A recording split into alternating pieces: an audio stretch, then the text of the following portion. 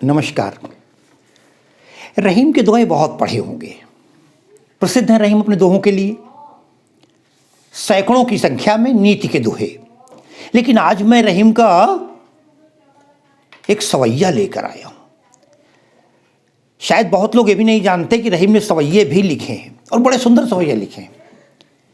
रहीम कृष्ण के बड़े उत्कट श्रेणी के भक्त थे। आज का जो सवैया है बड़ा अच्छा है, बड़ा गजब का है।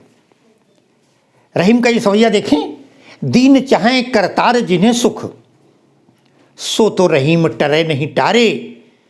उद्यम पौरुष कीन्हे बिना, धन आवत आपु ही हाथ पसारे। देव हंसें मिली आपस में, विधि के परपंच न जात निहारे। अरे बेटा भयो वसुदेव के धाम, और दुंदुभी बाजत नंद के द्वारे। अजीब बात है। देखें आप, दीन चाहें, दीन चाहें। साथियों, दीन शब्द है, अगर आपने पढ़ा नहीं है और इसका सही अर्थ न लगा तो आप सवैया को समझ नहीं पाएंगे। यहां दीन का अर्थ बताऊं उससे पहले मुझे याद आ गया अचानक। मैं केंद्रीय विद्यालय NER बरेली में था उस समय। एक वहां सेमिनार हॉल बनी थी। उस सेमिनार हॉल में प्राचार्य महोदय ने मुझसे कहा कुछ सूक्तियां आदि लिखवा दो हिंदी की। मैंने लिखवाई। उसमें एक सवैया मैंने इसे लिखवाया था। एक बार मैथ की सेमिनार चल रही थी और हमारे विद्यालय के एक मैथ के टीचर सिद्दीकी सर थे, बरेली के ही। उन्होंने इसको कई बार देखा बैठे बैठे, समझ नहीं पाए। उससे उन्होंने मुझसे निवेदन बाद में किया, मिश्रा सर इसका अर्थ क्या होगा? अरे दीन चाहें करतार जिन्हें सुख। दीन चाहें से मतलब क्या है? वो इस दीन का अर्थ गरीब लगा रहे थे। देखिए सुदामा की दीन दशा वाली। हमने कहा ना ना ना, वहां यहां गरीब नहीं है। यहां दीन का मतलब है देना, जिसे अंग्रेजी में कहते हैं गिव, देना चाहें। दीन चाहें करतार, जिसको करतार कहते हैं ब्रह्मा को। ध्यान रखिएगा, करतार ब्रह्मा का पर्यायवाची है। करतार ब्रह्मा जी जिसको देना चाहते हैं क्या? जिन्हें सुख। अरे जिसे ब्रह्मा विधाता सुख प्रदान करना चाहता है, सो तो रहीम टरे नहीं टारे। वो टाले नहीं टल सकता। जो भाग्य में लिखा है, जो ईश्वर देना चाहता है, उसे कौन रोक सकता है? सो तो रहीम टरे नहीं टारे। कितने लाख प्रयास कर लो, अगर ब्रह्मा सुख देना चाहते हैं तो टाले नहीं टल सकता।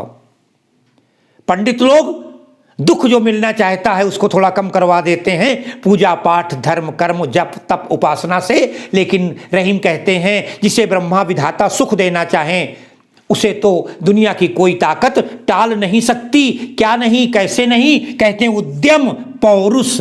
उद्यम उद्योग, उद्योग तमाम काम धंधे पानी। पौरुष व्यक्तित्व, मेहनत, परिश्रम। उद्यम पौरुष कीन्हे बिना। कोई प्रयास मत कीजिए, कोई पढ़ाई मत कीजिए, कोई नौकरी मत कीजिए, कोई व्यापार मत कीजिए।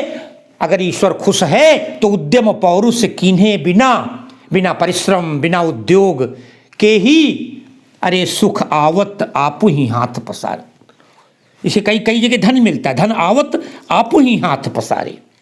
सुख तमाम अपने आप हाथ पसारे हुए लक्ष्मी चली आती है। अगर ब्रह्मा खुश है तो रंक को राजा बना देती है, निर्धन को धनवान बना देती है। ब्रह्मा चाहे, बड़ा अच्छा उदाहरण दिया है।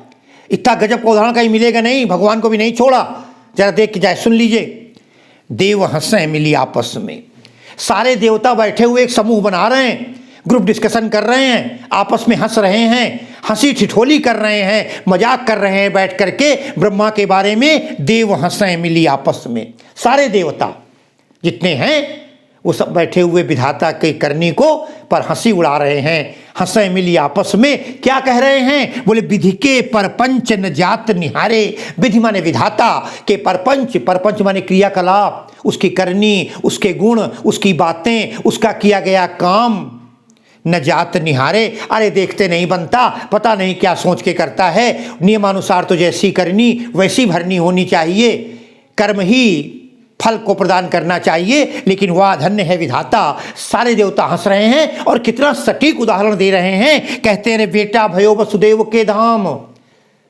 बेटा कहाँ पैदा हुआ है? कृष्ण का जन्म कहाँ हुआ था? वसुदेव के यहाँ जेल में, मथुरा में। बेटा भयो वसुदेव के धाम, बेटा तो यहाँ हुआ। और जरा देख लो, और दुंदुभी बाजत नंद के द्वारे। दुंदुभी कहते हैं शहनाई को। शहनाई कहाँ बज रही है? शहनाई बज रही है नंद बाबा के यहाँ गोकुल में, वृंदावन में, क्योंकि कृष्ण वहाँ पहुँच गए थे ना। कहते ताजुब है, कहा बेटा तो इनके यहाँ। अरे भाई नियमानुसार जहाँ बेटा हो उसी के घर में तो शहनाई बजेगी, उसी के यहाँ तो मंगल गीत गाए जाएंगे, उसी के यहाँ तो ढोलक बजेगी। मगर ये विधाता की लीला देखिए कि बेटा तो वसुदेव के यहाँ हो रहा है, लेकिन उसकी दुंदुभी, उसकी शहनाई बज रही है नंद बाबा के यहाँ, और दुंदुभी बाजत। इसलिए कहने का आशय ये कि यदि विधाता प्रसन्न है, जिसका राम रक्षक उसका कौन भक्षक। तो यदि विधाता प्रसन्न है तो कुछ भी नहीं हो सकता। और अगर विधाता प्रसन्न है तो कोई भी क्रियाकलाप आपको मिटा नहीं सकते। और अगर ईश्वर आपसे प्रसन्न है, विधाता प्रसन्न है, तो आपको सारे सुख, कहा था नारद जी ने, है ना, कहा मुनीस हिमवंत सुन, जो विधि लिखा लीलार। विधि माने विधाता ने, लीलार माने मस्तक में जो लिख दिया है। अरे देव दनुज नर नाग मुनि को न मिटनहार, उसे कोई मिटा नहीं सकता। तो उस विधाता, उस भाग्य की सराहना करते हुए ये कहते हैं, रहीम रहीम का ये सवैया, सवैया छंद बड़ा अच्छा छंद होता है। आप ब्रज भाषा में लिखा गया छंद है, शायद पाठ्यक्रम में न हो, मगर एक जीवन दर्शन के लिए बहुत आवश्यक था।